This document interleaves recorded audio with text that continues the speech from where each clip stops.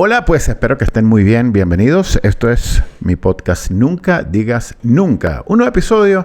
Vamos a ver qué sale hoy para ver si les entretengo un poquito.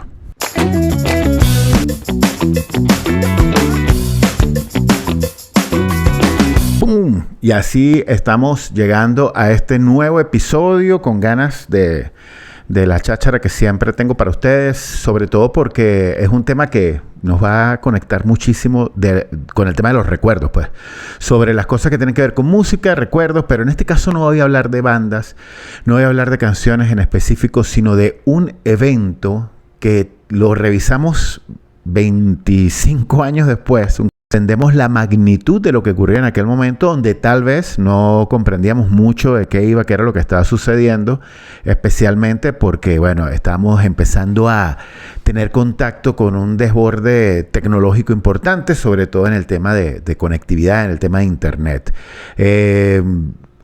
Habían pasado muy pocos años. Vamos a ubicarnos, en este caso, año 2000. 99, año 2000.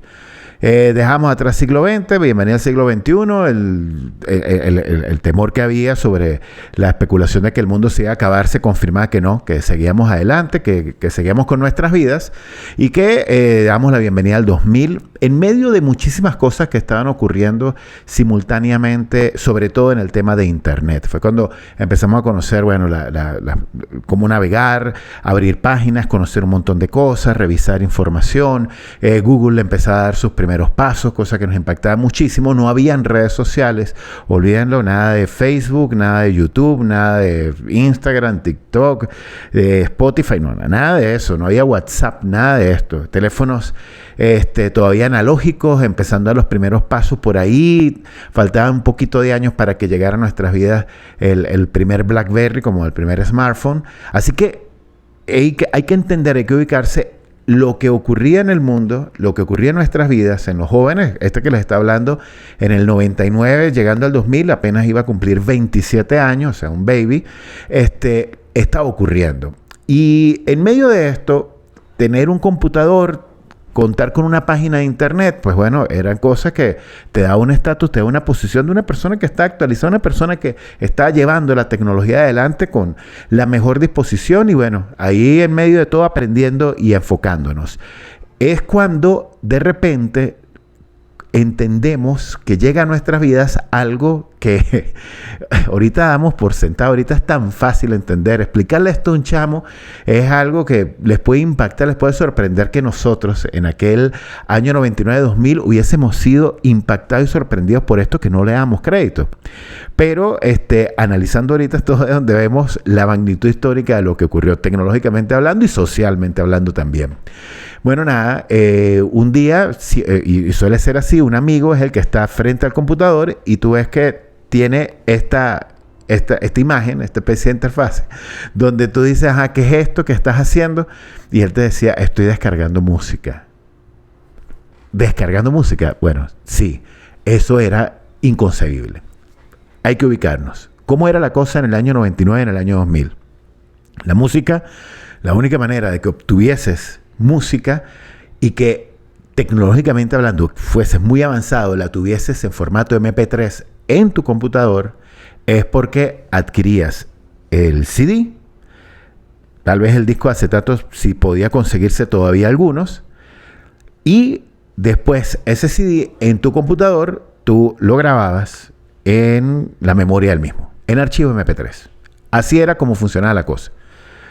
Sí, parece algo extremadamente complicado, rebuscado, pero así era la única manera que podíamos tener música en nuestro dispositivo. En este caso, en nuestro computador. Lo más cercano a algo portátil es que tuvieses una memoria que empezaban a dar sus primeros pasos. No existía todavía el iPod. Olvídense del iPod. No. El iPod fue muchos años después. iPod, podemos estar hablando de que lo conocí yo particularmente. Vi el primer iPod en el 2008. Si estamos hablando de 99, 2000, casi 10 años después. O sea, la música en formato MP3, la única manera que pudiésemos tener acceso a ella es una memoria de una computadora, que además eran memorias súper limitadas, con un rango de capacidad de cierta cantidad de canciones, porque tampoco es que podías volverte loco.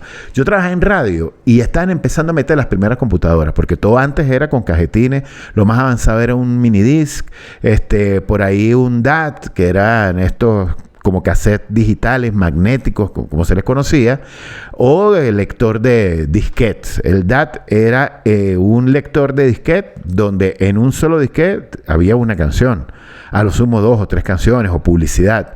Eso era lo más avanzado. De resto era totalmente analógico, CD o disco de acetato. Cuando en la radio empiezan a meter las primeras computadoras para manejar los primeros software de reproducción de música especializados para radio, en este caso el AudioVault, que fue el que conocimos en la radio, que era súper caro, ellos te venían con una especie de un case gigante, era como una maleta gigante que traía 4 memorias, y yo, mira, no sé si estoy exagerando, creo que no superaba los 5 gigas. No superaba los 5 gigas. O sea, ponle que cada una tenía 1 giga de capacidad, 4 gigas de memoria, y eran una especie de cajas así gigantes que iban dentro de esta maleta, y ahí estaba toda la memoria de la música que tenía la radio. ¿Cuánto era esto? Bueno, yo me imagino, no podía superar las 1500 canciones. 1500 canciones era una exageración, y ahí tenías que meter cuñas, tenías que meter promociones y todo. Así era la cosa. Todo estaba en un MP3 en memoria dentro de la computadora. Bueno, tú tenías tu computadora con una memoria limitada, dependiendo de la envergadura de la misma, con canciones que tenías ahí. Pero era tuyo, la reproducías tú. Pensar que a través de internet tú podías descargar una canción era algo increíblemente difícil, que podía tardar muchísimo. Debías tener una tremenda conectividad para lograr lo mismo. Entonces, encontrar a un pana sentado frente a la computadora con esta imagen, y que tú veías nombres de canciones y le preguntabas ¿qué estás haciendo? Y decía, estoy descargando canciones, estoy descargando música, ¡puf!, te volaba los tapones. ¿Y cómo lo estás haciendo? Bueno, son canciones en una página, en una cuenta que se llama Napster. Napster, más que una página, era un servidor. Tú no indagabas, tú no te detenías a tratar de entender mucho esto, solo sabías que querías eso porque te permitía descargar la canción que tú quisieras. Al ponerla en el buscador, él te da todas las opciones que podías encontrar de gente que estaba compartiendo su música, que tenía en su computadora, en su memoria, con otras personas del mundo. Y a la vez tú permitías compartir las canciones que tú tenías en tu memoria con otros. Así era que funcionaba. Cuando lo entendíamos decía, no, genial, porque yo tengo un montón de música en mi computador que, bueno, yo estoy claro en que van a ser compartidas con otras personas, pero yo estoy obteniendo la canción que no tengo. Llevándolo a la cosa más analógica, y no sé si cabe la comparación, era como un intercambio de barajitas. Yo tengo esta barajita repetida, o ya la poseo, voy a intercambiarla con una que yo no tengo, pero tú sí la tienes. Así hacíamos con la música. Entonces ahí entrabas en un universo total y absoluto de música disponible que antes solo podías conseguir en una discotienda, o que solamente podías conseguir con un amigo, un pana que te prestaba ese disco, te prestaba el CD, o de alguna manera tú lo descargabas de la computadora de él para después poderlo pasar al tuyo. Tal vez lo más avanzado es que lo quemaras en un CD de 8, 10 canciones, 15 canciones a lo sumo, para después tú en tu computador descargarlo y poderlo guardar en la memoria del mismo. Imagínate todo lo que te estás ahorrando. En cuestión de minutos, dependiendo de la conectividad o de la capacidad de tu computadora, podías descargar las canciones que a ti te diera la gana. Y eso está ocurriendo en todo el mundo simultáneamente, en cualquier parte. Lo estaban haciendo a partir del año 99. Y eso se lo debemos a un par de amigos, Sean Parker y Sean Fanning, estudiantes universitarios que, cuando descubren cómo desarrollar esta tecnología con el famoso sistema conocido P2P, donde funcionaba de esa manera, intercambiamos canciones para ser descargadas mientras fueran archivos MP3 que tenías en tu computador, lograron un éxito que se volvió sencillamente incontrolable. A mediados del año 99, principio del año 2000, Napster, como así fue el nombre que le pusieron, logró un pico de 80 millones de personas en el mundo conectadas simultáneamente haciendo esto, descargando música. ¿Cómo detenías todo eso? ¿Cómo lo ibas a parar? Simplemente logró el éxito a tal punto que este par de locos, no sé si estaban entendiendo, dieron pie a la tecnología, al fundamento, a la base, sí, a la base fundamental de cómo funciona hoy en día Netflix, todos los streaming de las plataformas digitales, YouTube, Spotify, así de sencillo. Eso fue lo que hicieron este par de amigos estudiantes universitarios con el tema de la música, con las canciones, compartir canciones. Sin egoísmo, yo te doy mis canciones, dame tú las tuyas, a ver qué tenemos. Todo parecía que funcionaba bien y todos éramos felices con Napster.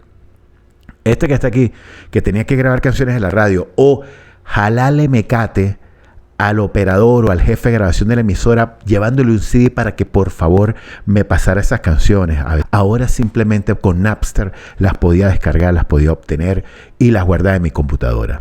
Así funcionaba y así por varios meses fuimos felices.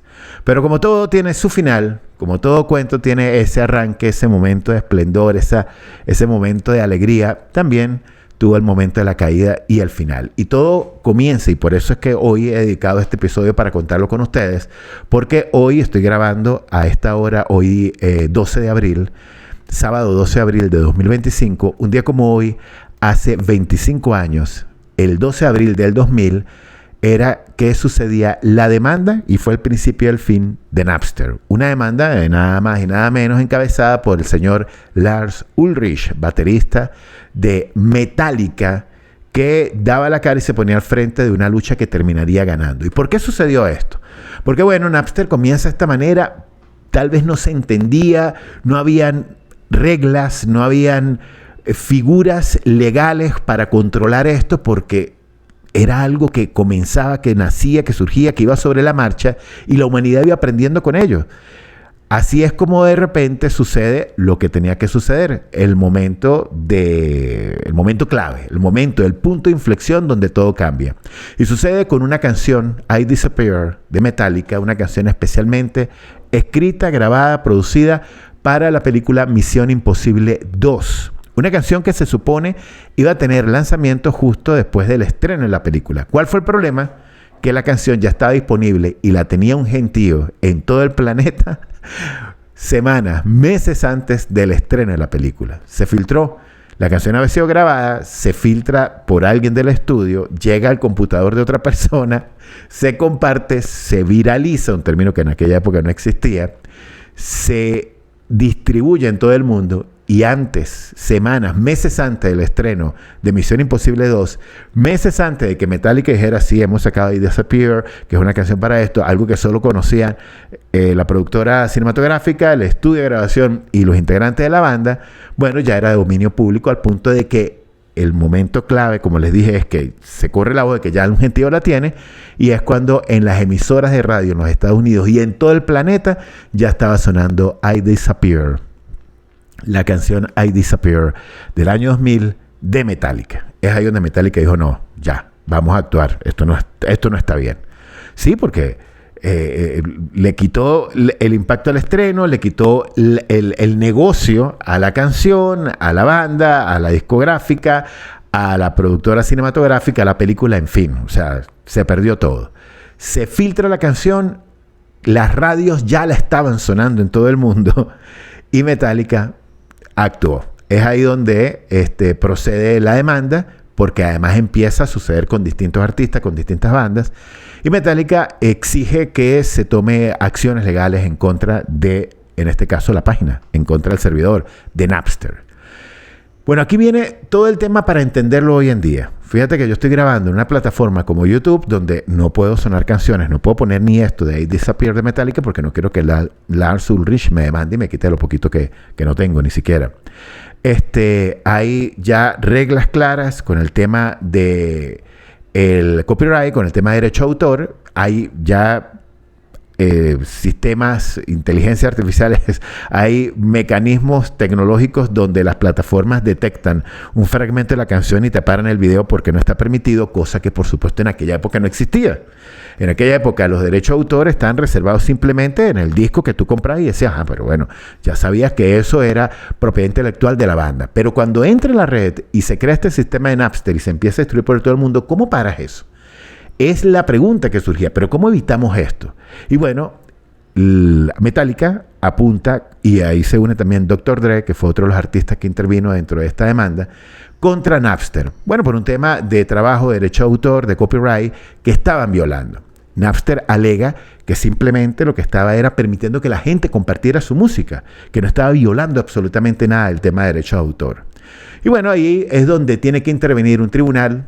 Durante todo un año estuvo la discusión y al final de todo este periodo legal, de todas las investigaciones, de las declaraciones, lo pertinente cuando un caso legal de estos está en pleno desarrollo, determina y le da la razón a Metallica, al señor Lars Ulrich, el demandante, y exige a Napster que saque de su servidor las canciones. Ahí es donde Napster dice, un momento, pero es que esas son canciones que ya la gente tiene en sus computadoras, ¿cómo hago para quitárselas?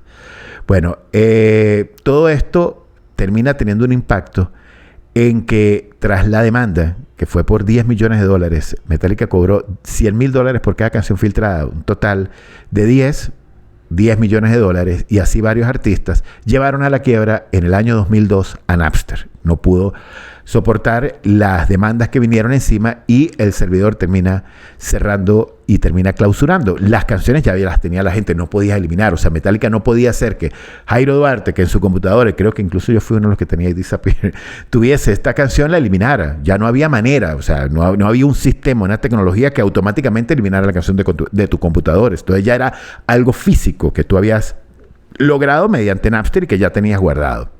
Pero lo que sí logró Metallica es que Napster dejara de funcionar y sentó un precedente importante para que de ahí en adelante se organizara todo bien y surgieran las distintas opciones, los mecanismos con el tema de la protección de derecho de autor del artista. Por eso es, por ejemplo, que yo no puedo sonar aquí a Metallica si no pago los derechos de autor para la canción que voy a sonar para este episodio. Como todavía no tengo el presupuesto necesario y realmente sale caro, yo prefiero evitar poner la canción y llevarlos a ustedes que traten de recordarla, solamente con imágenes. Así se plantea hoy en día y esto ha llevado 25 años de aprendizaje con un punto de partida un día como hoy, precisamente 12 de abril del año 2000, cuando surge la demanda de la agrupación Metallica. Un año después, en el 2001, le dan la razón, Napster es demandado, no puede seguir compartiendo canciones para evitar más demandas y en el 2002 se termina declarando en quiebra. Paradójicamente estos tipos, este par de locos, Parker y Fanning, que son los creadores del sistema que termina después dándole el fundamento, como les dije, la base fundamental del funcionamiento de lo que conocemos hoy como Netflix, Amazon Prime, bueno, todos los streaming, Spotify, todo lo que ya conocemos, el iTunes, bueno, todo lo que ya es realmente desarrollado, tecnológicamente avanzado, no terminaron obteniendo absolutamente nada, más bien pérdidas. Tengo entendido, por lo que pude investigar, que Napster hoy en día es una figura virtual de unas plataformas que están tratando de competirle a Spotify, pero que no tiene absolutamente nada del poder que en su momento llegó a representar este monstruo llamado Napster, que puso en nuestras vidas algo tan práctico y donde se alegó, recuerdo aquella imagen de los VMA, los Video Music Awards de MTV, en el año 2000 o 2001 con Metallica, y hacían una parodia de Metallica enfrentando a Napster, y Napster era representado por unos muchachos que estaban frente al computador descargando música y entraba Lars Ulrich junto a James, bueno, todos los integrantes de la banda, y le caían a patadas a la computadora y la destruían para que no descargara más canciones.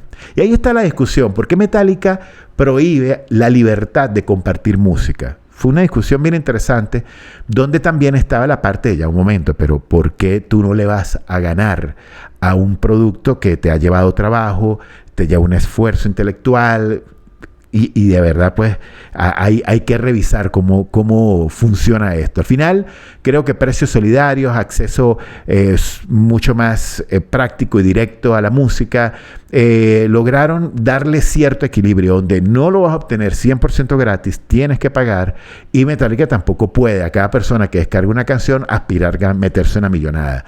El equilibrio llegó 25 años después, aquí estamos recordándolo como un día como hoy, Metallica demandaba, sorprendía al mundo y uno decía, pero ¿cómo van a hacer? ¿Van a meter preso? Incluso recuerdo que se surgió, ¿no? Mira, que tienes que borrar la canción porque te puedes ir preso porque estás descargando una canción. O sea, todo ese tipo de mitos surgieron en medio de una sociedad, en medio de la humanidad aprendiendo sobre todo esto, algo que nos desbordaba tecnológicamente y que sobre la marcha íbamos adquiriendo y que hoy se da por sentado, pero que a nuestra generación nos llamó muchísimo la atención.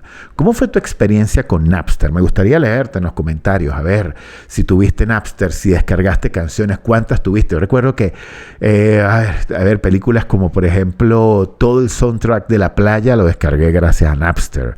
Bueno, una buena cantidad de CDs tenía escuchando en mi carro de aquella época, un Fiat Palio del 2002, gracias a música que descargué por Napster. Y era maravilloso contar con esa opción. Y la imagen, siempre ver esa expectativa, esa adrenalina que generaba, nadie lo puede negar, ver la barrita que te va indicando cuánto queda de descarga, que se iba, recuerdo que era color azul, iba avanzando hasta que llegaba al 100% y cuando lo lograbas unos minutos después, ¡yes!, tenías esa canción ya en la memoria de tu computadora y podías quemarla en tu CD, podías tenerla, si todavía usabas cassette, la tenías en un cassette, podías disfrutar de esa música que antes representaba ir a la discotienda, sacar un poco de plata, adquirir un disco completo para una o dos canciones, que era lo que te gustaba. Qué maravilla contar con Napster. Fue una bendición, lo disfrutamos, pero como todo lo que comienza tiene un final, así terminó la historia de Napster y ese principio al final fue hace 25 años, en el año 2000, un día como hoy, 12 de abril. Espero que lo hayan disfrutado. Muchísimas gracias y voy a leerlos.